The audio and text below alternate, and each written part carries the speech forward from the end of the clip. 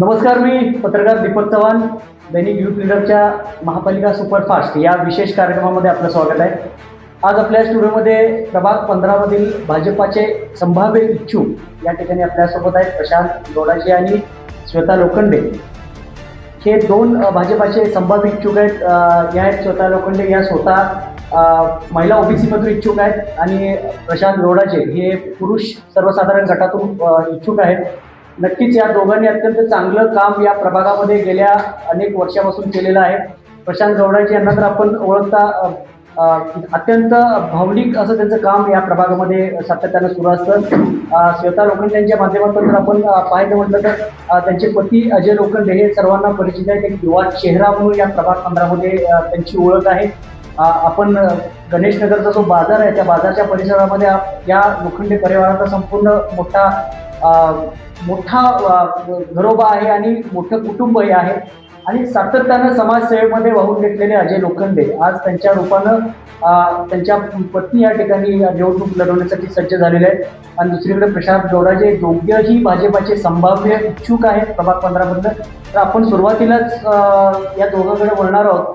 पण पहिलं आपण महिला आरक्षण आहे, 50% महिलांचं आरक्षण आहे, त्यामुळे आपण श्वेता मॅडमकडून सुरुवात करणार आहोत. त्या स्वतः उच्च शिक्षिक आहेत, पण आज आपल्यासमोर एक उच्च शिक्षित महिला आहे जी स्वतः तुमच्यासाठी रस्त्यावर उतरले, तुमच्यासाठी या प्रभागासाठी लढते आणि आज भविष्यात भाजपाकडून त्यांना संधी मिळेल आणि मिळाल्यानंतर त्या निवडून आल्यानंतर खरोखर आपल्या शिक्षणाचा वापर ते आपल्या प्रभागासाठी करते. तर मला सांगा की तुम्ही नेमकं तुमचं शिक्षण काय आहे, आमच्या दर्शकांना समजून. नमस्कार, माझं शिक्षण स्वतः मी MA BEd आहे. कशा प्रकारे तुम्ही त्या भागामध्ये काम करताय? गेल्या अनेक वर्ष तुमचे पती अजय लोखंडे आहेत, हे सातत्यानं तुम्हाला सोबत घेऊन वेगवेगळ्या माध्यमातून सामाजिक उपक्रम राबवतात. तुमच्या ठिकाणी काय काय कार्यक्रम तुमच्या वर्षभरामध्ये होत असतात? वर्षभरात आम्ही महिलांसाठी महाआरती घेतली. महाआरती घेतल्याची महाआरतीची जी परंपरा आहे ती नष्ट होत चालली आहे, ती आम्ही आणलेली आहे. त्यानंतर माझ्या मिस्टरांचं आहेत काम, म्हणजे माझे कार्य चालूच असतं. ते स्वतः कॉन्ट्रॅक्टर असल्यामुळे त्यांना आपले जे प्रश्न आहेत आपल्या वॉर्डाचे रस्ते महापालिकेशी निगडीत आहेत. हो, त्यामुळे आहेत. आणि आम्ही महाआरती त्याचे महिलांसाठी विविध उपक्रम घेतलेले आहेत. आपण योजनांचा लाभ महिलांना देतो. वर्षभर आपण खूप गोष्टी खास महिलांसाठी केलेल्या आहेत. तो भाग बघितला तर बऱ्यापैकी अविकसित भाग आहे. सातत्यानं किती काम केलं तर तिथं कमी आहे आणि महिला मतदारांची संख्या सुद्धा चांगली आहे त्यामुळे. तर आपल्याला काय महिलांचे प्रश्न आहेत किंवा त्या प्रभागाचे काय महत्वाचे प्रश्न आपल्यासमोर आहेत, काय वाटतं? पाण्याची समस्या त्यानंतर त्यांच्या दुसरी आहे की पार्किंग व्यवस्था. काही भागात रस्ते मोठे आहेत, काही भागात छोट्या छोट्या गल्ल्या असल्यामुळे पार्किंगची व्यवस्था नाही आहे. त्याच्याकडे फोर व्हीलर आहे, त्यांना ते स्वतःच्या दारात लावू नाही शकत. मोठा प्रॉब्लेम. महिलांच्या म्हणजे शौचालय असतील किंवा मग महिलांसाठी सार्वजनिक ठिकाणी शौचालय नाही आहे, यासाठी सुद्धा तुम्ही मध्यंतरी मला अजय बोलला होता की महिलांसाठी स्वतंत्र काही ठिकाणी जलगृह करायचे आहे, त्यासाठी आपण प्रयत्न करणार आहोत. कशा प्रकारे नियोजन आहे, कुठं कुठं आवश्यकता आहे महिलांना? म्हणजे बुधवारचा बाजार आहे, बुधवारच्या बाजारामध्ये बऱ्यापैकी महिला आहेत. बुधवारच्या बाजारामध्ये म्हणता येतात. त्यात आमचे मच्छी मार्केट आहे, बजार आहेत आमच्या इथं मोठ्या प्रमाणात, त्यामुळे लेडीज उभारतात, आमचे लेडीज उभारतात. ही सोय आम्हाला करून देते. म्हणजे तुम्हाला तो तुमचा मानस आहे की महिलांसाठी या गोष्टी करायच्या. बचत गटाचं मोठं झालं तुमच्या भागामध्ये आहे. अनेक महिलांना बचत गटाचा त्रास होतो किंवा आणि अनेक महिला बचत गटातून मोठे झालेले आहेत. तर तुम्हाला अशा महिलांच्या रोजगाराच्या दृष्टीनं काय पुढं पाऊल करायचं, महिलांना सक्षम करता? त्यांची काम आहे, म्हणजे त्यांना ते पण काम आहे, ते त्याच्यासाठी प्रयत्न पण चालू आहे. त्यांना आपल्याला कर्जाची योजना पण चालू आहे. सरकार सुलभ कर्जामध्ये, सुलभ व्याजामध्ये वगैरे त्यांना कर्ज, सरकारी योजना दिली असेल किंवा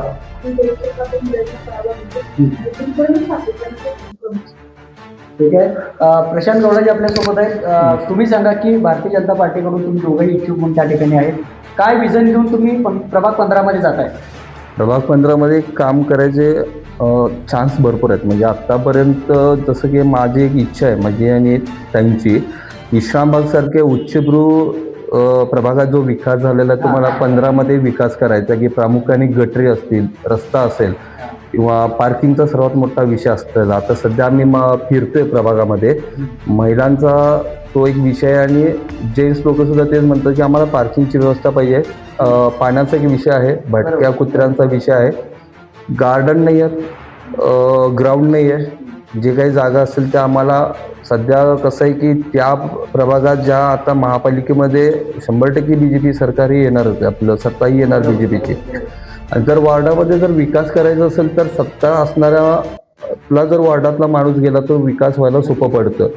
आता सध्या तुम्ही विकास बघताय सगळीकडे, जसे वरती केंद्रात असेल, राज्यात असेल, एकच सरकार आणि तेच महापालिकेत आलं की आपल्याला निधी मिळायला सोपा पडतो आणि आपण आज त्या सिस्टीममध्ये असल्यामुळे काम करून घ्यायला सुद्धा सोपं पडतं. आमचा उद्देश फक्त एक आहे, आम्ही कुणाचा विरोध करत नाही, पण आम्हाला विकास करायचा वॉर्डाचा. आमदार तुमचे आहेत, आमदारांच्या माध्यमातून काय कामं 15मध्ये झालेत का महत्वाचे असे काय? आता अजय लोखंडेच्या माध्यमातून तो काम सध्या करतोय. म्हणजे आता आमचा जो काय पॅनल होईल त्या पॅनलमधून सध्या अजय वर गेले बऱ्याच वर्षापासून काही कामाशी झालेले आहेत का यापूर्वी आमदारांच्या माध्यमातून? हो, झालेले आहेत. काय सांगू शकताय? ते काय गटरीचा विषय असेल, रोडचा विषय आहे, जसे की छोटे मोठे बोळ आहेत, त्या बोळमध्ये सुद्धा आपण आमदार फंडामधून सुद्धा कामं केलेली आहेत. दादांचंही सहकार्य, आमदार कार्यसम्राट सुधीरदादा गाडगे यांचं सहकार्य त्या बाबतीत पण चांगला असतो. भाजपला साथ का द्यावी या इथल्या मतदारामधल्या मतदारांनी, म्हणजे असं काय ठोस काम आता तुम्हाला करायचं आहे भविष्यात? साथ दिल्याशिवाय विकास होऊ शकणार नाही. काय करायचं आहे लोकांना सांगायला तर पाहिजे आपल्याला. हो, आम्ही आता सध्या लोकांना भेटतोय की आज तुम्ही आम्हाला मत का द्यावं. ह्याचं कारण हे आहे की जसं आता मी बोललो की विकास करायचा असेल तर त्या सिस्टीम मधला माणूस तुम्ही इथला दिला पाहिजे. एक तर नॉन करप्टेड दिला पाहिजे, ज्याला राजकारणामध्ये किंवा तिथं नगरसेवक म्हणून निवडून येणार आहे, तो बिझनेस म्हणून येणार नसलेला माणूस, सर्वसामान्य, की तो त्या वॉर्डातला सामान्य घरातला माणूस असा निवडून द्या की तुम्ही निर्भयपणे तुम्ही त्या माणसाशी बोलू शकता. आणि आमचा त्या एरियामध्ये प्रत्येक समाजाशी बॉन्डिंग चांगला आहे. फक्त उद्देश हा आहे की 15मध्ये आम्हाला उच्चभ्रू क्वालिटीची व्यवस्था त्यामध्ये मला द्यायची. रस्ते, गटारी, कचरा, लाईट या समस्या तर नेहमीच्याच आहेत. बरोबर. ते सोडून सुद्धा आपल्याला आणखीन काय करायचं आहे? शिक्षण, जसं महापालिकेत भाजी मंडईचा एक विषय आहे, भाजी मंडईचा विषय, क्रीडांगणाचा म्हणता आपण तसा आहे. हे सोडून आणखीन काय तुमच्या डोक्यात ध्येय धोरण आहेत की या प्रभागासाठी आपल्याला हे करायचं? प्रभागामध्ये म्हणजे जसं की महापालिकेकडनं ज्या महिला वर्गासाठी योजना असतात सरकारच्या माध्यमात, आता आम्ही फिरत असताना बऱ्याच महिलांना माहीत नाही की आधार कार्डवर केंद्र सरकारकडून, राज्य सरकारकडून 10,000 रुपये मिळत होते, ते आता 15,000 मिळतात. ते म्हणतात आम्हाला माहीतच नाही, आमच्यापर्यंत पोहोचलं नाही. की त्यांच्या अपेक्षा योजनांपासून वंचित आहेत, भरपूर वंचित आहेत, नागरिक वंचित आहेत. या प्रॉपर योजना तुम्हाला तिथं पोहोचवायच्या. हा, सरकार जे सर्वसामान्यांसाठी काम करते ते त्यांच्यापर्यंत पोहोचवणं हा आमचा उद्देश आहे. आता तुम्ही फिरताय तर लोकांच्या काय तक्रारी आहेत, म्हणजे माझा विकास झालाय किंवा लोकांनी आलंच नाही, फिरकलंच नाही? आता फिरतोय आम्ही, भरपूर फिरतो, तर सगळ्यांना आहे ते स्टँडिंग नगर आमच्यापर्यंत पोहोचलेलेच नाही. भागामध्ये विकासच झालेला नाही, आमच्या भागाकडे कोणी बघितलं नाही. रस्ते बघा, तुम्हीच बघा म्हणून आम्हाला सांगा. आम्हाला खूप प्रॉब्लेम जाणवा लागले. काय प्राधान्याने काय प्रश्न आहेत, काय तक्रारी सांगतात महिला, विशेष करून महिलांना? रस्त्याचा मोठा प्रॉब्लेम आहे, पार्किंग हा खूप मोठा प्रॉब्लेम. पिण्याच्या पाण्याच्या संदर्भात काय? पिण्याच्या पाण्याचे 3 दिवस पाणी येत नाही. चांगल्या भागामध्ये स्टँडर्ड एरिया आहे किंवा आपले जलद गोळ असेल तर सुद्धा काय 3 दिवस पाणी. मोकाट जनावरांचा एक फार मोठा प्रश्न आहे, मला म्हटलं तर काय परिस्थिती आहे मोकाट जनावरांची? तर तुमच्या प्रभागामध्ये सिव्हिल हॉस्पिटलचा भाग येतो, रुग्णांना त्याचा फार त्रास लोक रस्ता अपुरा आहे. सिव्हिल हॉस्पिटलच्या रस्त्याचा रुंदीकरणाचा एक प्रश्न बऱ्याच वर्षापासून प्रलंबित होत आहे. तुम्हीच त्या विषयाकडे लक्ष द्यायला तयार नाही, तर तुमचं काय आता धोरण असणार आहे प्रमुख रस्ते मोठे करण्याच्या बाबतीत?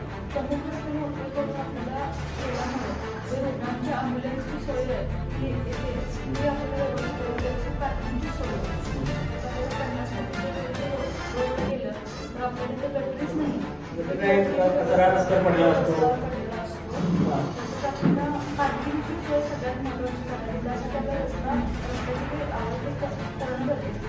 बरोबर. तुम्हाला काय वाटतं आता या सगळ्या मॅडमने ज्या पद्धतीने पार्किंग सांगितली, महत्वाच्या रस्त्यांची अवस्था सांगितली, तुम्हाला काय वाटतं आता पुढं या रस्त्याच्या बाबतीत काय करावं आणि तुमच्या डोक्यात काय योजना आहेत तुमच्या? कारण आम्ही निवडून गेल्यानंतर पहिला रस्त्याचा विषय मार्गी लावू. त्याच्यानंतर कचरामुळे जो सध्या रस्त्यावर पडतो की असं वाटतं की आम्ही शहरात राहतो की कुठल्या मुख्यमंत्र्यांच्या बाजूला राहतो. बरोबर. आणि मेन आहे नियोजन आहे. महापालिका गटरी काढण्याचं ते वेळ कोणी येत नाही. रस्ता कुत्री एवढे झालेले आहेत की कुत्रे आता काय करतात की कचरा जो गटरीत टाकला तो दरवाजा धरून टाकतात. सर्वात महत्वाचा तो विषय की कुत्र्यांचा बंदोबस्त. कचरा रोड मोठा झाल्यामुळे काय होणार की आमच्या प्रभागात हॉस्पिटल, शासकीय हॉस्पिटल आहे, छोटे मोठे हॉस्पिटल आहेत, कारण ट्रॅफिक फार होते त्या एरियामध्ये. मग त्या रस्ता झाला की ट्रॅफिक व्यवस्थित होईल.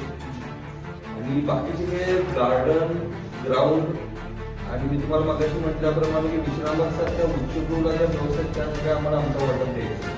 आमचा एकच एजेंडा आहे फक्त विकास. बाकी व्यक्ती आम्हाला कोण विरोधात हा विषय नाही. आम्हाला आणि जर विकास करायचा असेल तर आम्हाला तिथं जाणं गरजेचं आहे. जोपर्यंत कॅन्डिडेट भाजपचा तिथं जोपर्यंत जात नाही तोपर्यंत विकास होणे तिथं सोपं नाही. गेले अनेक वर्ष तो भाग काँग्रेसच्या ताब्यात आहे. काँग्रेसची सत्ता त्या ठिकाणी. आता ते भारतीय जनता पार्टीचे प्रबळ दावेदार आहेत. आज ना उद्या उमेदवारांच्या बाबतीत निर्णय होऊन जाईल. पण काँग्रेसच्या या कालावधीमध्ये, राजवटीमध्ये त्या प्रभागाचा विकास झाला असं वाटतं तुम्हाला एक नागरिक म्हणून? म्हणजे विकासाच्या याच्यात पूर्ण अपेक्षित ठरलं तो पक्ष किंवा तत्कालीन नगरसेवक असेल, म्हणजे आता तुम्हाला तो बॅकलॉग भरून काढायचा आहे. आम्हाला त्याच्यापेक्षा जास्त स्पीडनं काम करायचं की आम्हाला लोकांनी. आणि लोकांना मी आता वचन देतो की वर्षात आम्ही काम केलं तुम्हाला दाखवतो. वर्षात सुरूच करू आम्ही काम. म्हणजे आम्हाला एकच उद्देश असतो विकास. आम्हाला महापालिकेत जाऊन काय इन्कम सोर्स नाही करायचं. आमच्याकडे वेळ आहे तो वेळ फक्त जनसेवासाठी, वॉर्ड सेवासाठी घालवायचा. आज काय झालंय, सोयीसाठी नगरसेवक बनवायचा प्रकार चालू होता.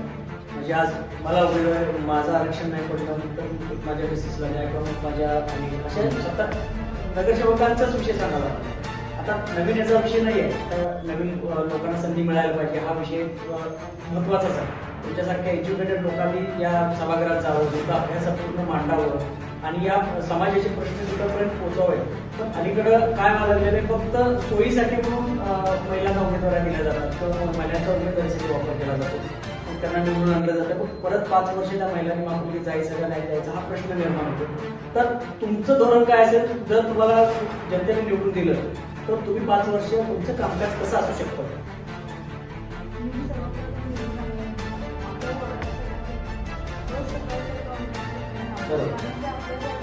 दिनचर्या तशी असणार.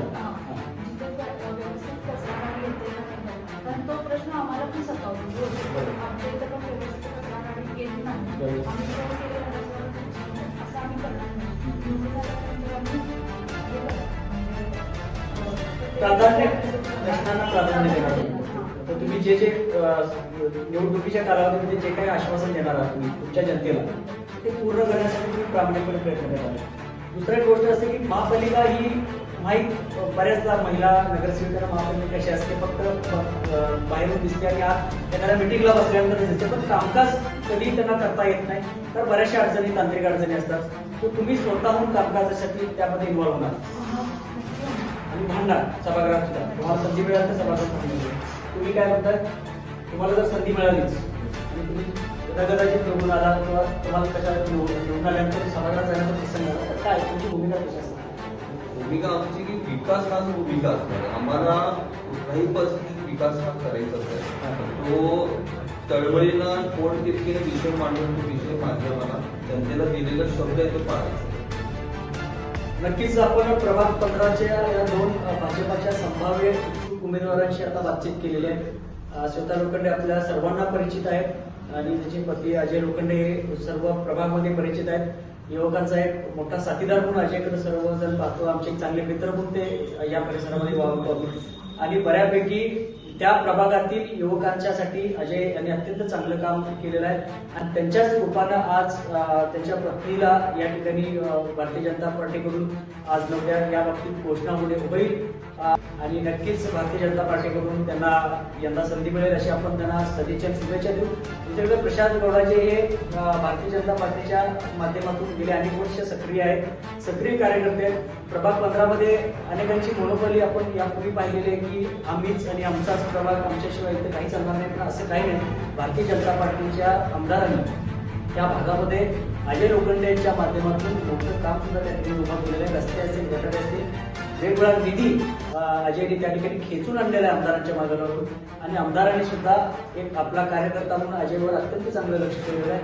शेखर आमदार साहेब जे काय पक्षाचे बडे नेते आहेत त्यांचं सुद्धा अजयवर लक्ष आहे. पक्षाच्या नेत्यांना धरून त्या भागामध्ये आपला भागाचा विकास करण्यामध्ये लोखंडे परिवार हे सातत्यानं अग्रेसर असतं. आणि नक्कीच याचा फलित म्हणून भारतीय जनता पार्टी या दोघांनाही त्या भागामध्ये संधी देईल, नेतृत्व देईल, अशी आपण सदिच्छा त्यांच्या मागे व्यक्त करू, उभ्या करून त्यांना शुभेच्छा सुद्धा या निमित्तानं देऊ. आणि नक्कीच तुम्हाला पक्षाकडून संधी मिळाली तर नक्कीच तुमच्या प्रचाराच्या माध्यमातून सुद्धा आम्ही तुमच्यापर्यंत येऊ. कारण एज्युकेटेड लोकांची आज या समाजात गरज आहे. म्हणून आम्हाला सुद्धा एज्युकेटेड लोक ही जास्तीत जास्त कशी समाजाकडे फोकस करता येतील, समाजाला त्यांचं काम कसं सांगता येईल या दृष्टीने आम्ही प्रयत्न करतोय. आणि नक्की तुम्ही दोघं एज्युकेटेड आहात आणि तुमच्या या एज्युकेटेड आणि एज्युकेशनमुळेच तुम्हाला आज मतदार स्वीकारतील अशी परिस्थिती सध्या आहे. तर तुम्हाला दोघांनाही मी शुभेच्छा देतो. पण हे संभाव्य उमेदवार आहेत, भविष्यात जर तुमच्या समोर आले तर नक्कीच त्यांचं काम बघा, त्यांचे विचार बघा, त्यांनी जे छापलेले कॉम्प्लेक्स आहेत त्याची माहिती घ्या आणि नक्कीच त्यानंतर आपण विचार करा की आपल्याला कोणता उमेदवार पाहिजे. तर तोपर्यंत आपण पुन्हा दुसऱ्या भागामध्ये दुसऱ्या उमेदवारांच्या मुलाखतीच्या माध्यमातून भेटणार आहोत. तोपर्यंत तुम्हाला दोघांनाही शुभेच्छा आणि आमच्या दर्शकांनाही शुभेच्छा.